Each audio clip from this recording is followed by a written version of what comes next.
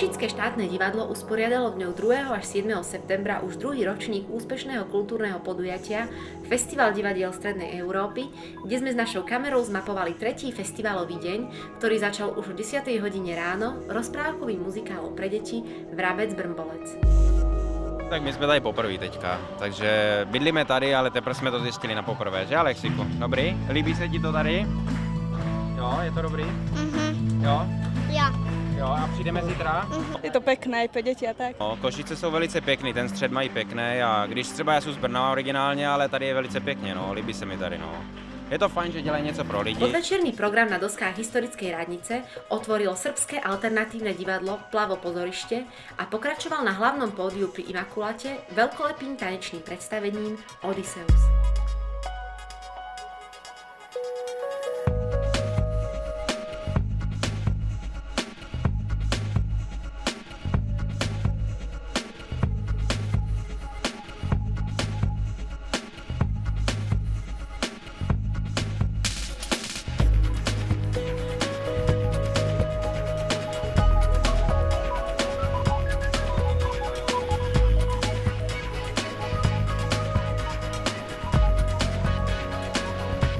Prvý ročník nám dal veľmi zabrať, pretože bola veľká zima, pršalo a fúkalo. Tohto roku náhodou vyšlo počasie, máme veľmi príjemné večery.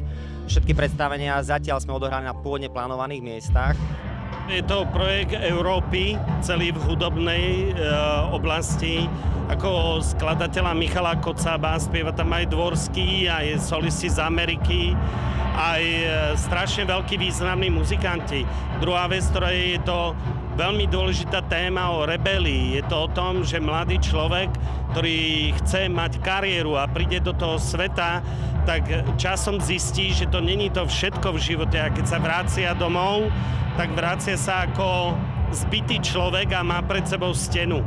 Je to v podstate projekt rebelantov.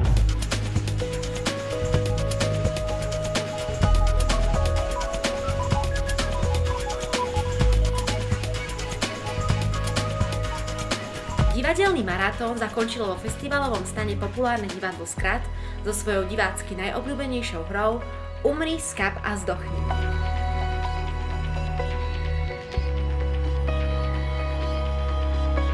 Je to predstavenie, ktoré vzniklo voľnými improvizáciami ľudí, ktorí sa zúčastňovali v tej na skúškach a zhodou okolností aj zámerom to boli vlastne traja páni, ktorí sa rozprávali v takom strednom veku, ktorí sa rozprávali o živote a o ženách a o tom, jak prežívajú nejaké také ako keby prelomové obdobie a z toho vznikajú také ako keby kvázi filozoficko-krčmové reči. Predstavenie je skoro vždy vypredané, čo o kvalite nehovorí síce veľa, hovorí o tom, že je skôr populárne, ale myslím, že je to zaujímavé predstavenie.